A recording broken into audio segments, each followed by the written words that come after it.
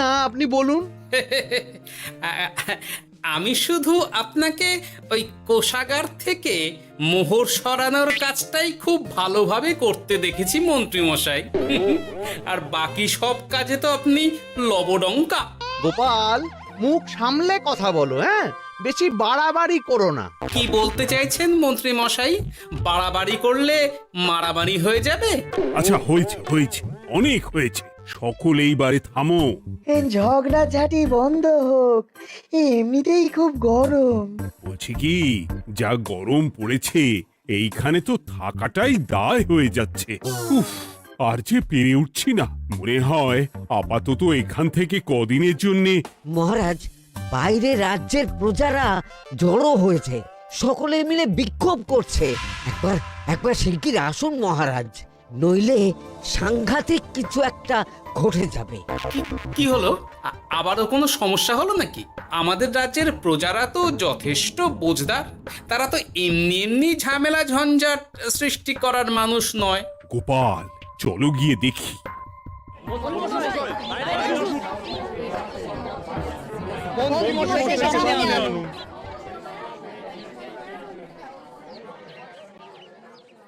কি ব্যাপার, তোমাদের কি সমস্যা হয়েছে? এইভাবে বিক্ষোভ করছো কেন? মহারাজ, মন্ত্রী মশাইকে সামনে আনুন, তারপর বলছি কি হয়েছে না হয়েছে। সেরেছে। আরে, আমাকে ডাকছে কেন? আচ্ছা, বলছি তোমরা একটু শান্ত হও। আমি বুঝতে পারছি তোমরা কিছু একটা কারণে খুবই অসন্তুষ্ট হয়েছো, তাই সেই জন্য বলছি আগে শান্ত হও, তারপর বলো মন্ত্রী মশাইকে কেন খুঁজছো, উনি কি করেছেন? গোপাল দাদা, তুমি তো জানোই রাজ্যে যা গরম পড়েছে, তার জন্য খাল বিল পুকুর নদী নালা একেবারে শুকিয়ে গেছে, চারিদিকে জলের হাহাকার। হ্যাঁ হ্যাঁ, সে তো জানি। গত সপ্তাহে এই সমস্যার কথা জানিয়ে মহারাজকে অনুরোধ করে গিয়েছিলাম যে রাজ্যের বাঁধটা যাতে খুলে দেওয়া হয়। কেন? আমি তো তোমাদের কথা রেখেছি। আমি তো দুদিন আগেই মন্ত্রীকে পর্যাপ্ত পরিমাণে মোহর দিয়ে বাঁধ খোলার কাজে পাঠিয়েছিলাম। কেন, উনি কি বাঁধ খোলেননি? সেইটা ওনাকেই জিজ্ঞাসা করুন। গত দুদিনে উনি তো বাঁধ খুলতে আসেনি, উপরন্তু আমরা ওনাকে ডাকতে গেলে উনি আমাদেরকে তাড়িয়ে দিয়েছেন। সে কি, এ তো ভারী অন্যায়। দুদিন ধরে অপেক্ষা করে আর না থাকতে পেরে আজকে আমরা এখানে এসেছি। এই অবস্থায় আমরা কি করব? যদি আমাদেরকে আমাদের রাজ্য সাহায্য না করে, তাহলে কোথায় যাব আমরা? ছি ছি ছি, আমি তো ভাবতেই পারছি না। মন্ত্রী, এই মন্ত্রী! মহারাজ, মন্ত্রী মশাইয়ের ব্যাপারটা পরে দেখে নিচ্ছি, আগে এদেরকে শান্ত করি চলুন। মনে রাখবেন, প্রজারা একবার বিপক্ষে চলে গেলে কিন্তু খুব মুশকিল হয়ে যাবে।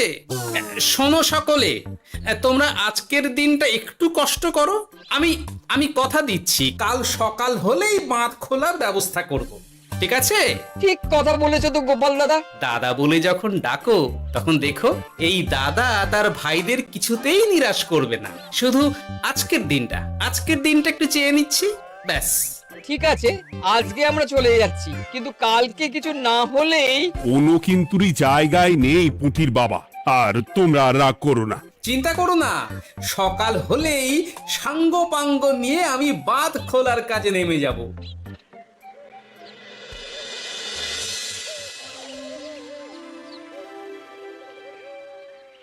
ছি ছি মন্ত্রী, তুমি এইভাবে আমায় মিথ্যে বললে।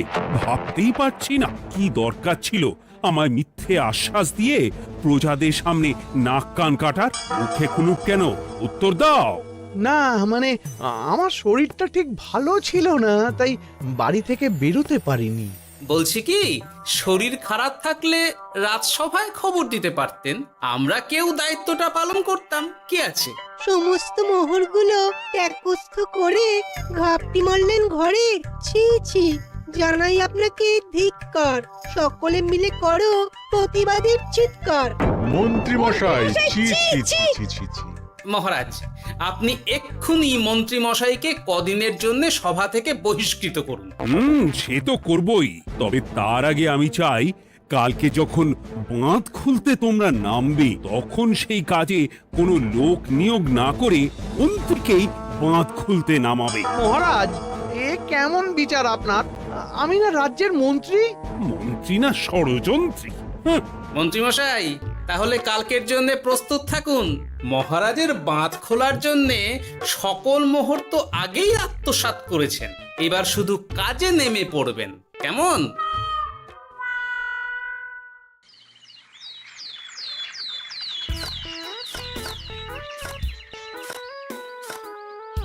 ওহ গোপাল, এইবারে ছেড়ে দাও, আর পাচ্ছি না। এত সহজে হাল ছাড়লে হবে বলুন? এই কে আছো? ওই শাবল কোদালগুলো দাও, আমি এদিকটায় খুঁচিয়ে দিই। সভাকবি, বিজ্ঞানী, এসো এসো এসো, হাত লাগাও। সবে মিলে করি কাজ, বাঁধ খোলা হবে আজ। বাঁধ খোলা হবে আজ, মন দিয়ে করো কাজ। একদম, হাত লাগাও, জোর লাগাও। গোপাল দাদা, সভাকবি, বিজ্ঞানী দাদা আর আর বাকি দাদা ভাইরা আসুন আসুন, সকলে একটু শরবত খান। আমাকেও একটু শরবত দাও। মোহরগুলো খেয়েও তৃষ্ণা মেটেনি বুঝি? হুম হুম। বাঁধ এক্ষুনি খুলবে, প্রজাদের সব জ্বালা জুড়বে। বাঁধ খুলে গেছে।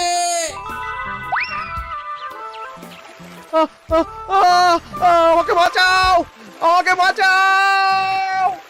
কোনো সময় ভুল করলে নিজেই সেই ভুল শুধরে আবার ফিরতে হয়। আপনিও তাই করুন মন্ত্রী মশাই, নিজে নিজেই উঠে আসুন। চলো সকলে। গোপাল, তুমি তোমার সাথীদের নিয়ে যা করলে সত্যি ভাবাই যায় না। মহারাজ, নিজেদের রাজ্যের সমস্যায় নিজেরাই কোমর বেঁধে নেমে সমস্যার সমাধান করেছি, পরিস্থিতি মোকাবিলা করেছি। এর জন্যে আপনি এমন করে বলবেন না। ওহ, তোমরা না থাকলে যে কি হতো। মহারাজ, আমরা আছি তো, এত ভাববেন না আপনি। আপনি বরং আমাদের সকলের জন্য কিছু খাবারের ব্যবস্থা করুন, খুব খিদে পেয়ে গেছে। হ্যাঁ, নিশ্চয়ই নিশ্চয়ই। তোমরা সকলে ভিতরে এসো, হাত পা ধুয়ে নাও, ততক্ষণে আমি রানীকে আহারের ব্যবস্থা করতে বলছি।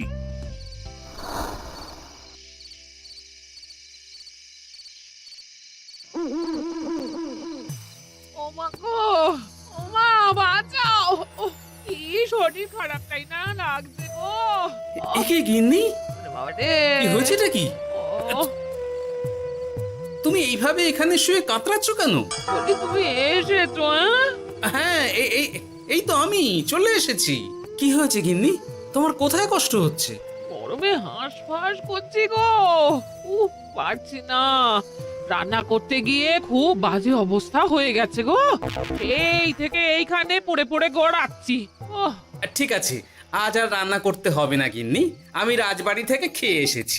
বাহ, নিজে খেয়ে এসেছো বলে আর রান্না করতে হবে না বলে দিলে, হ্যাঁ? এদিকে রাত্রে আমি খাবো কি, সে খেয়াল আছে? হ্যাঁ হ্যাঁ, খেয়াল আছে, খেয়াল আছে। যাও, আমার জন্য রান্না চাপাও আর একটু জল দাও। দেখো, এত গরম পড়ে কৃষ্ণনগরের অবস্থা শোচনীয় হয়ে গেছে। বয়স্ক লোকেরা কোনো কাজই করতে পারছে না। সত্যি তো, এই গরমে রান্না করাটা খুবই কঠিন গিন্নি। কি বললে? আমি বয়স্ক লোক? আমার বয়স হয়ে গেছে, তাহলে নিজে কি? এই না না গিন্নি, আমি তোমায় কিছু বলিনি, আমি গোটা কৃষ্ণনগরের সাধারণ বয়স্কাদের উদ্দেশ্যেই কথাটা বললাম। তোমার তো বয়স হয়েছে বলে মনেই হয় না গিন্নি। ও তাই বলো?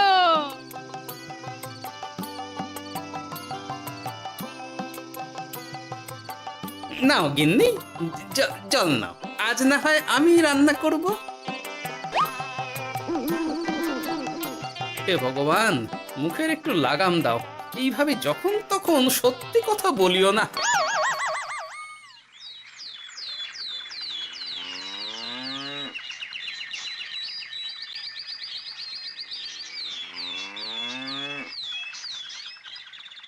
গোপাল দাদা, ও গোপাল দাদা, একবারটি বাইরে এসো, মহারাজ জরুরি তলব করেছেন। আবার কি হলো? গোপাল দাদা, গিন্নি, একবার ও বাইরে গোপাল গিয়ে দাদা। দেখে আসি, বুঝলে? পেয়াদা এসে অনেকক্ষণ থেকে ডাকছে। গোপাল দাদা, আচ্ছা, গিয়ে গোপাল দেখো। দাদা, ও গোপাল দাদা, গোপাল দাদা, ও গোপাল দাদা। আরে তুমি এক্ষুনি একবার প্রাসাদে চলো, রানীমার খুব শরীর খারাপ করেছে, মহারাজ তোমাকে খবর দিতে বললেন। ঠিক আছে, তুমি যাও, আমি আসছি।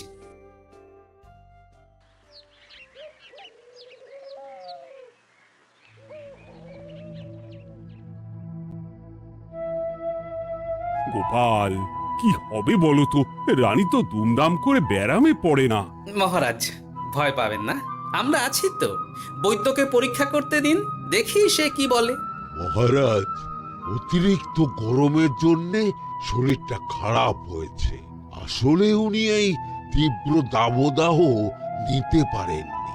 তবে চিন্তা করবেন না মহারাজ, আমি বাড়ি গিয়ে এক ধরনের বিশেষ পথ্য পাঠিয়ে দিচ্ছি। রানীমা খেলেই সুস্থ হয়ে উঠবেন। মহারাজ, নিজের কানেই তো শুনলেন, রানীমার তেমন গুরুতর কিছু হয়নি, চিন্তা করবেন না। বৈদ্যর ওষুধে উনি সেরে উঠবেন। যাওয়ার আগে একটা কথা বলে যাই, গরমের এই দাবদাহ কিন্তু আরো ভয়ঙ্কর হবে। তাই সকলে খুব সাবধানে থাকবেন। শরীর যাতে ঠান্ডা থাকে এমন হালকা পাতলা খাবার খাবেন।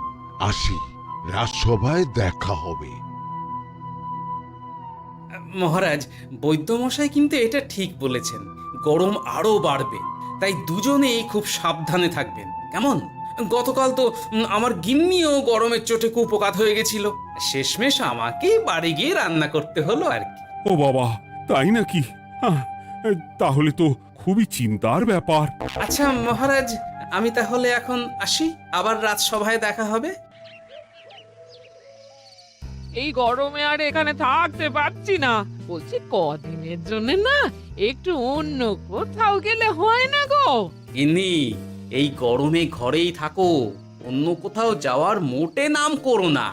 বাইরে বেরোতে গিয়ে যদি কোনোভাবে গরম হাওয়া শরীরে লেগে যায় তাহলে বিপত্তির আর শেষ থাকবে না গিন্নি। কিন্তু এখানেও তো যা গরম পড়েছে, পচে গলে মরে যাই আর কি। উফ গিন্নি, দয়া করে এইসব বাজে কথা বলা বন্ধ করো তো, আমার আয়ুর থেকেও তোমার আয়ু দীর্ঘ হোক। বাহ, তুমি এসব কথা কোথা থেকে শিখলে গো? এই তো তোমার থেকে আর কি। গোপাল, গোপাল, রাজ্যের অবস্থা খুবই বেহাল, এই সবই আমাদের পোড়া কপাল। আরে সভাকবি, কি হয়েছে? তোমাকে দেখে তো মনে হচ্ছে তুমি কিছু...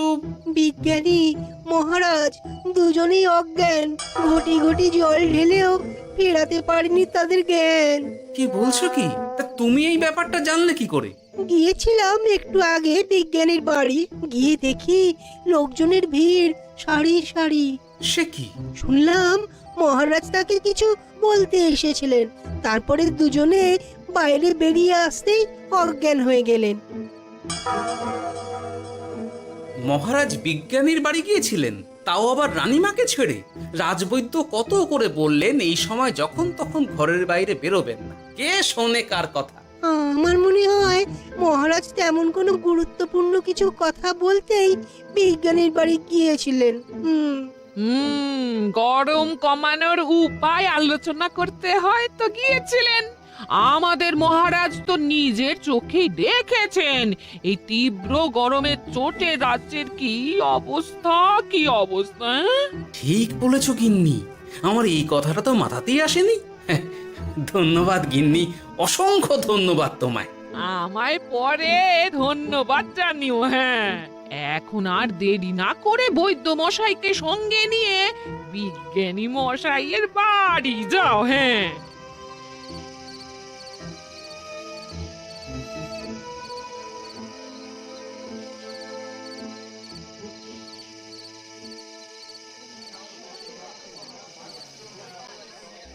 কি বুঝছেন বৈদ্যমশাই? খুব একটা ভালো কিছু বুঝছি না গোপাল। দেখো, সত্যি বলতে ওই কৃষ্ণনগরের অবস্থা খুবই বাজে। তাই এখানকার মানুষেরা একে একে অসুস্থ হয়ে পড়ছে। বাইরের অবস্থাটাও তো ভালো নয়, বুঝতেই পারছো। এখন সান্ধ্যকালীন হাওয়াতেও গরমের তাত রয়েছে। দেখুন, রাজ্যের যা অবস্থা, তাতে যদি রাজ্যের মাথা থেকে সমস্ত প্রশাসনিক প্রধানরাই অসুস্থ হয়ে পড়েন, তাহলে তো ভীষণ বিপদ। সে তো বটেই। এই জন্যেই আমি বলি কি, মহারাজ সহ সকল সভাসদেরা এই রাজ্য ছেড়ে কদিনের জন্য পাহাড়ি কোনো এক জায়গায় গিয়ে থাকুন, পরিবার নিয়েই যান। দেখুন, আগে নিজেরা বাঁচলে তবে তো রাজ্যবাসীকে ভালো রাখতে পারবেন, তাই না? কথাটা কিন্তু মন্দ বলেনি বৈদ্য। গোপাল, এই গোপাল, তুমি পাহাড়ে যাওয়ার ব্যবস্থা করো। ওহ, এইখানে আর কিছুদিন থাকলে মরেই যাব। হ্যাঁ গোপাল, আমারও তাই মত। এক্ষুনি যা শরীরে ক্লান্তি এসেছে, আর কদিন এইখানে থাকলে মরেই যাব। মহারাজের অনুরোধে গরম কমানোর কোনো ব্যবস্থাও তো করতে পারলাম না। বাইরে বেরোনো মাত্রই দুজনে মূর্ছা গেলাম। বাবা, ঠিক আছে, বুঝেছি। মহারাজ, আপনি আর এই ব্যাপারটা নিয়ে বেশি ভাববেন না। বিজ্ঞানী, তুমিও আর বেশি কথা বলো না। আমি পাহাড়ে যাওয়ার ব্যবস্থা করছি। আমরা রাজসভা সকলে সপরিবারে যাব। অনেক কাজ হয়েছে, এখন কিছুদিন আমাদের বিশ্রাম দরকার।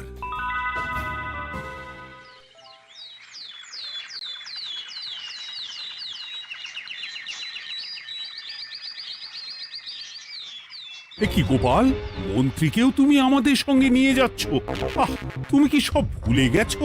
মহারাজ, আপনি খামোখা উত্তেজিত হবেন না। আপনার শরীরটা কিন্তু ভালো নেই। আর মহারাজ, আপনার রাজ্যে বাস করে আপনার থেকেই শিখেছি, বিপদের দিনে পরম শত্রুকেও দূরে ঠেলতে নেই। গোপাল এটা ঠিক কথাই বলেছে। যতই হোক, উনি তো আমাদের মন্ত্রী, তাই এই বিপদের দিনে ওনাকে ফেলে যাই কি করে বলুন তো? সত্যি গোপাল, তোমার তুলনা নেই। ঠং, সবই নাম কেনার চেষ্টা। গোপাল, চলো এইবারে রওনা দিই। বলছি, খাবার দাবার আর জলের কলসিগুলো উঠেছো তো? হ্যাঁ, খাবারের পাত্রগুলো আপনার জিম্মায় থাকবে, আর জলের কলসিগুলো আমি সামলাবো।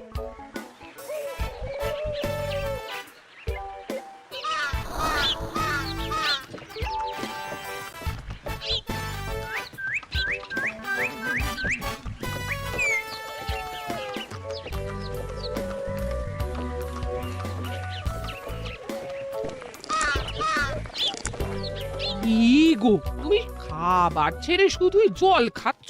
ওদিকে মন্ত্রী মশাই যে সব খাবার একাই সাবার করে দিলে না? ভালোই তো, থাক না। এরপরে বড় বাইরে যেতে হলে বুঝবে। আমি তো ওই জন্যই নিজের জিম্মায় শুধুমাত্র জল নিয়েছি। দেখো, জল খেলে ছোট বাইরে যাওয়ার দরকার হলে চলে যেতে পারবো, কিন্তু বড় বাইরে যাওয়ার দরকার হলে তো যেখানে সেখানে যেতে পারবো না। তাই জলই সই।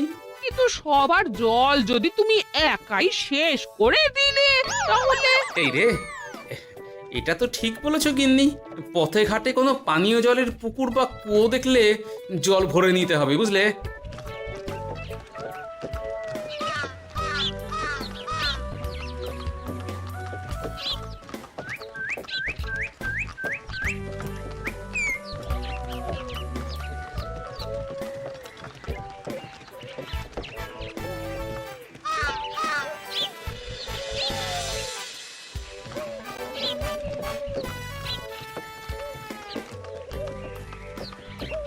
সকলে আসুন, দেখুন দেখুন, মহারাজ আবার মূর্ছা গিয়েছেন।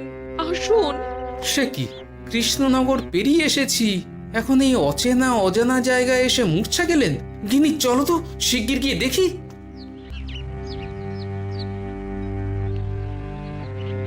কেউ ঘাবড়াবেন না, মহারাজের শরীরটা আসলে খুব দুর্বল ছিল তো, তাই মূর্ছা গিয়েছেন। তবে চিন্তার কিছু নেই, আমি এক ধরনের পথ্য দিচ্ছি, এটা খেলেই উনি আবার সুস্থ হয়ে যাবেন। ঠিক আছে বৈদ্য মশাই, আপনি তাহলে যত তাড়াতাড়ি সম্ভব পথ্যটা তৈরি করুন। হ্যাঁ, আমার এই পথ্যটা তৈরি করার জন্যে একটু জলের প্রয়োজন। একটু জলের ব্যবস্থা করুন তো। এ মা, বলি গাড়িতে যে এক ফোটাও জল নেই গো, কি হবে? এই গোপাল, তুমি একাই সব জল খেয়ে বসে আছো? হ্যাঁ, গোপাল, এখন এসব বাদ দাও, চলো একটু জলের ব্যবস্থা করি। হ্যাঁ, খানাখন্দ, খাল, বিল, নদী, সমুদ্র, যেখান থেকে পারো জল নিয়ে এসো। জল ছাড়া এই পথ্য বানানো অসম্ভব। গোপাল, কি করা যায় বলো? দাঁড়াও, আমি একটু ছোট বাইরে থেকে ঘুরে আসছি। হ্যাঁ, খুব জোরে বেগ আসছে, ত্যাগ না করতে পারলে বুদ্ধি খুলবে না।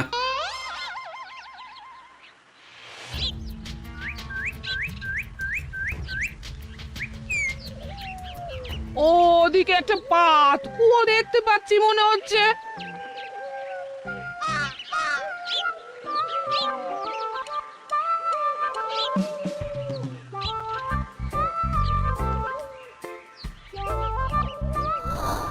জল কোথা থেকে পাবো? তবে কি জলের অভাবে আজকে মহারাজ সুস্থ হতে পারবেন না? রানীমা, ব্যাকুল হবেন না, আমি আছি তো। আমি থাকতে কিচ্ছু অঘটন ঘটবে না। সকলে শুনুন, বিশেষত মহিলাদের বলছি, আপনারা সকলে নিজেদের কাছে যত শাড়ি আছে সেই প্রত্যেকটা শাড়ি আমাকে দিন। আমি শাড়ি জুড়ে জুড়ে লম্বা রশ্মি বানাবো, তারপর সেই রশ্মিতে বালতি ঝুলিয়ে জল তুলব। দয়া করে কেউ দেরি করবেন না।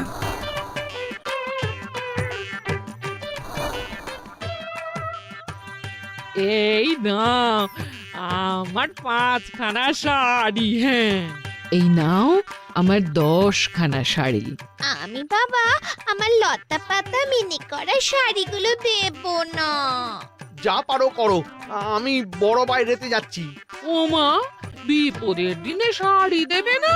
গায়ের জোরে নিয়ে আসবো। হ্যাঁ,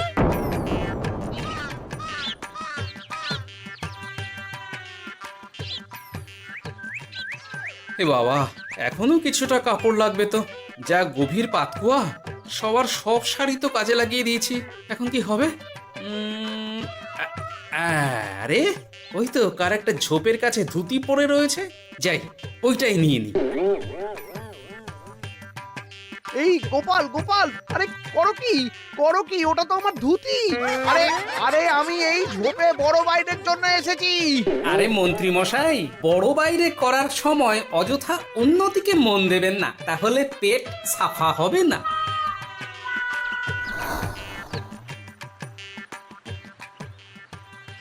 গোপাল, তুমি ছিলে বলে এই যাত্রাতে রক্ষা পেলাম। ভগবান তোমাদের অনেক অনেক মঙ্গল করুক। এই দেখো না, ওরা না আমার লতা পাতা আঁকা শাড়িগুলো নিয়ে নিয়েছে। এই, দূর তোমার শাড়ির লতা পাতা, আমি নিজেই জড়িয়েছি বড় বড় ঘাস পাতা। চুল করছে রে, দূর ছাতা, দূর।